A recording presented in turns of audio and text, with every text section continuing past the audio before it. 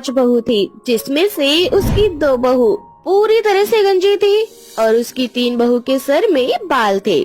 शादी के बाद कुसुम को जब पता चला कि उसकी दोनों बहू गंजी है तो उसे बहुत गुस्सा आता है, पर सुमन करती भी क्या। नीलम और कविता अब उसके घर की बहू बन चुकी थी, इसलिए वो हर समय अपनी बहू से इस धोखे का बदला लेने के लिए बार बार उसकी बेइज्जती क्या करती। अरे कहाँ मर गई मेरी दोनों टकली बहुएं? अरे ओ नीलम, अरे ओ कविता। जी माँ जी, आपने हमें बुलाया? क्यों, अब मैं अपनी दोनों टकली बहुओं को बुला भी नहीं सकती क्या? नहीं, ऐसी कोई बात नहीं माँ जी, आप हमें हमेशा काम के लिए बुलाते ना, और आज बिना काम के लिए बुलाया तो इसीलिए बस पूछा। तुम दोनों गंजी बहुएं बहुत अच्छे से जानने लगी हो मुझे, पर आज मैं भी तुम दोनों को किसी काम के लिए ही बुला रही हूँ। चलो अब जल्दी से एक बहू मेरा पैर दबाओ और एक मेरा सर। ठीक है माँ जी। कुसुम की दोनों छोटी बहू उसके सर और पैर दबाने लगती है। देखते ही देखते शाम के 7 बज जाते हैं और तभी कुसुम की सबसे बड़ी बहू रूपल आती है और कुसुम से बोलती है, माँ जी आज खाने में क्या बनेगा? हम तीनों बहू कब से आपका रसोई में इंतजार कर रहे हैं कि आप आकर हमें बताएं कि खाने में क्या बनेगा, फिर हम बनाना शुरू करें। माफ करना मेरी प्यारी बहू, मैं भूल गई। कोई बात नहीं, तुम तीनों को जो खाने का मन है तुम खा लो, वही बना लो। ठीक है माँ जी। इतना बोलकर उसकी दोनों बहू वहाँ से चली जाती है। अब रूपल अपनी दोनों देवरानी आस्था और नेहा के साथ मिलकर खाना बनाती है। वो तीनों बहू अपनी पसंद का खाना बनाती है। रात में जब सब खाने की टेबल पर बैठते हैं तो कुसुम के खाने में बाल निकलता है। ये देखकर कुसुम को बहुत गुस्सा आता है और कुसुम अपनी दोनों गंजी बहुओं से कहती है, खाने में बाल? तुम दोनों का ध्यान कहाँ रहता है? मेरे खाने में बाल कैसे निकला? मुझे खाना परोसने वाली तुम दोनों ही हो ना? माँ जी, भले ही हम दोनों ने आपको खाना परोसा है और निकाला है, पर शायद आप भूल गए कि हमारे सर पे बाल नहीं है। हाँ माँ जी, नीलम बिल्कुल सही बोल रही है। ये दोनों तो गंजी हैं, इनके बाल तो हो ही नहीं सकते। मुझे तो ऐसा लगता है कि ये दोनों जब आपके सिर में तेल लगा रही थी तो आपका ही बाल उनकी उंगलियों में फंस गया होगा और खाना बनाते टाइम वो खाने में आ गया। इस तरह से आस्था बड़ी ही चालाकी से अपनी गलती नीलम और कविता के ऊपर डाल देती है। अब इसी तरह से कुछ दिन बीत जाते हैं और एक दिन नीलम और कविता साथ में काम कर रही होती है।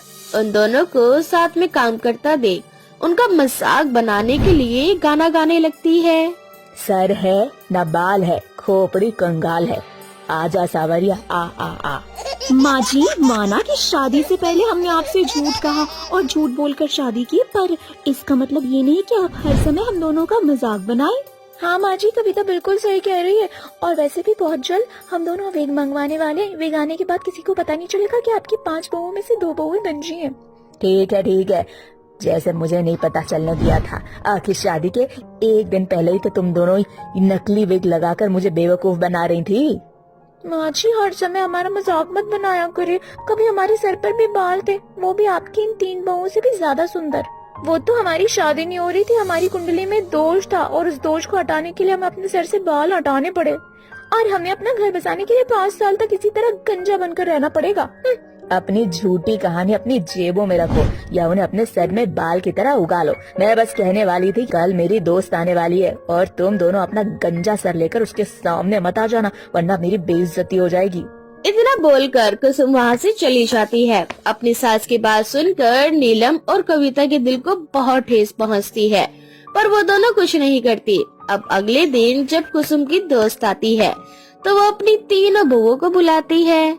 राधा, ये तीनों मेरी प्यारी बहू है। बड़ी बहू का नाम है आस्था, दूसरी का नाम नेहा और तीसरी का रूपल। बहू, जाकर कुछ खाने को बना दो। माँ जी, इस घर में आपकी 2 और बहुएं हैं। भले ही वो गंजी हैं, लेकिन इसका मतलब ये नहीं है ना कि जब मेहमान आए तो वो दोनों कोई काम ही ना करें। हम तीनों ही मेहमान की खातिरदारी में लगी रहें। बहू, तुम तीनों की जो भी शिकायत है वो बाद में कर लेना। अभी घर में मेहमान आया ना, पहले उसका स्वागत करो। कुसुम से इतना बोलते ही उसकी तीनों बहू मुंह बनाकर वहाँ से चली जाती है। अब ना चाहकर भी नीलम और कविता हाथ में चाय और पानी का गिलास लेकर आती है और उनकी दोस्त का आशीर्वाद लेती है। ये देखकर कुसुम की दोस्त कुसुम से कहती है, अरे कुसुम, अपनी तू दोनों बहुओं से मुझे इसीलिए नहीं मिलवा पा रहे थे क्योंकि ये गंजी है और तुझे डर था कि तेरी बहुओं का मैं मजाक बनाऊंगी। पर देख तेरी बाल वाली बहुओं ने क्या किया, तेरी ही बेइज्जती करवा दी। पर तुझे शुक्रगुजार होना चाहिए अपनी इन दोनों टकली बहुओं का, आज इन्होंने तेरी इज्जत बचा ली। ऐसी बहुएं सबको मिले तो फिर क्या बात है।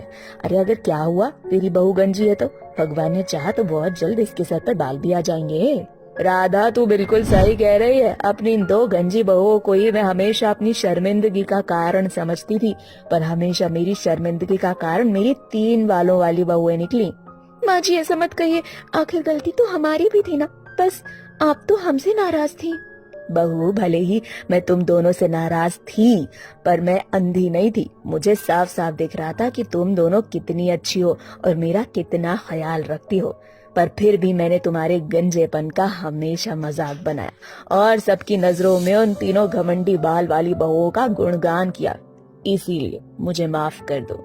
नहीं माँ जी ऐसा मत कहिए, ऐसी बातें कहकर आप हम दोनों को शर्मिंदा कर रहे हैं। अरे तुम्हारे घर की मेहमान मैं हूँ, मैंने ही तुम तीनों सास बहुओं के बीच की दूरी को खत्म किया और तुम तीनों मुझे ही भूल गए अपनी खुशी में। हाँ नहीं आंटी जी ऐसी कोई बात नहीं, आप तो अतिथि देवो भवा है। चलिए चल के खाना खा लीजिए, हमने आपके और माँ जी के लिए नाश्ता लगा दिया है। अब वो सब एक साथ खाना खाते हैं, पर ये सब देखकर कुसुम की दोनों बहू अंदर ही अंदर चलने लगती है। क्या बात है माँ जी, आप जिन 2 बहुओं का मजाक बनाती थी आज उन्हीं 2 गंजी बहुओं के साथ मिलकर खाना खा रही हैं और हमसे पूछा भी नहीं। मेरी प्यारी तीनों बाल वाली बहुएं, मैं यहाँ साथ में खाना नहीं खा रही हूँ बल्कि अपनी गलती सुधार रही हूँ। अगर तुम तीनों नहीं चाहते कि मैं तुम तीनों का भी मजाक बनाऊं जैसे मैं अपनी दोनों गंजी बहुओं को बनाती थी, तो चुपचाप यहाँ से चले जाओ, क्योंकि तुम तीनों ने मेरी बेइज्जती करवाने में कोई कसर तो छोड़ी नहीं थी। तुम तीनों के सर पर बाल है, साथ ही साथ घमंड भी है। अपने घमंड को हटा दोगी तो तुम तीनों भी बहुत अच्छी बहुएं बन जाओगी। अभी भी मौका है, सुधर जाओ। अब कुसुम की तीनों बहू को अकल आ जाती है और वो तीनों भी अपनी गलतियां सुधार लेती हैं। उस दिन के बाद कुसुम के दिमाग की बत्ती जल जाती है और फिर कभी भी वो अपनी दोनों गंजी बहू का मजाक नहीं बनाती। और कुछ सालों बाद उसकी दोनों गंजी बहू के सर पर भी बाल आ जाते हैं और उन दोनों के बाल कुसुम की बाकी तीनों बहू के मुकाबले काफी सुंदर थे, जिस वजह से अब हर कोई नीलम और कविता की ही तारीफें करता।